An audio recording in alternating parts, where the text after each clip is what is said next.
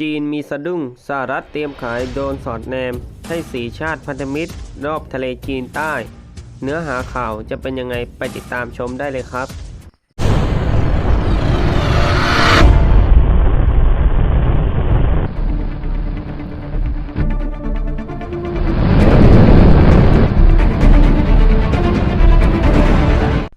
ก่อนไปชมข่าวครับท่านผู้ชมคนไหนเป็น FC สหรัฐรัสเซียจีนอินเดียอังกฤษฝรั่งเศสญี่ปุ่นเกาหลี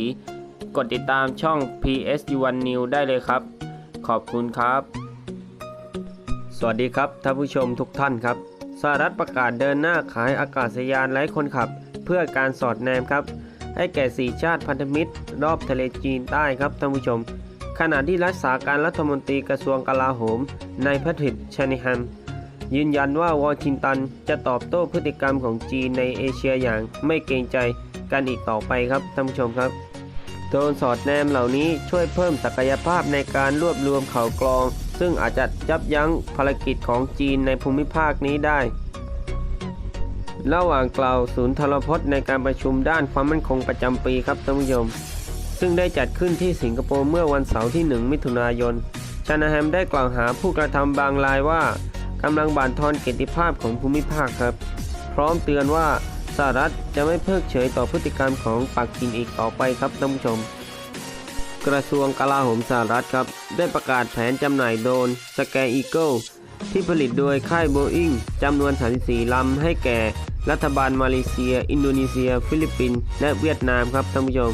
คิดเป็นมูลค่ารวม47ล้านดอลลาร์สหรัฐครับ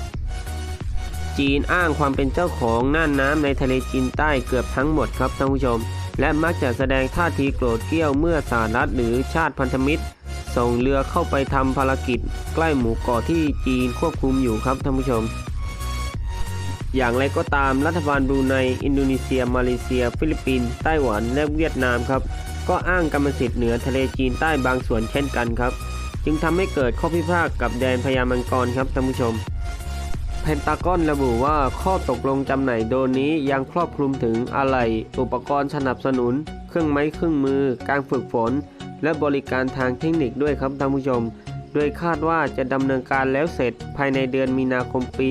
2022 ครับ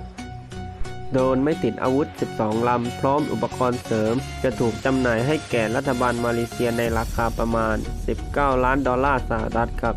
ขณะที่อินโดนีเซียและฟิลิปปินส์สั่งซื้อประเทศละ8ลำส่วนเวียดนามสั่งซื้อ6ลำครับท่านผู้ชมประธานาธิบดีโดนัลด์ทรัมป์แห่งสหรัฐครับได้เริ่มปฏิรูปการส่งออกอาวุธในปี 2018 เพื่อให้อเมริกาสามารถจำหน่ายอาวุธยุทโธปกรณ์ต่างๆแก่ชาติพันธมิตรได้มากขึ้นครับโดยทรัมป์เชื่อว่านโยบายดังกล่าวจะส่งผลดีต่ออุตสาหกรรมกลาโหมอเมริกาครับและเพิ่มการจ้างงานในประเทศมากขึ้นครับท่านผู้ชมความริเริ่มที่ว่านี้ยังรวมถึงการผ่อนคลายข้อจำกัดในการส่งออกโดรนเพื่อสังหารและโดรนไม่ติดอาวุธบางประเภทให้แก่ชาติพันธมิตรและหุ้นส่วนหลาย10รายครับท่านผู้ชม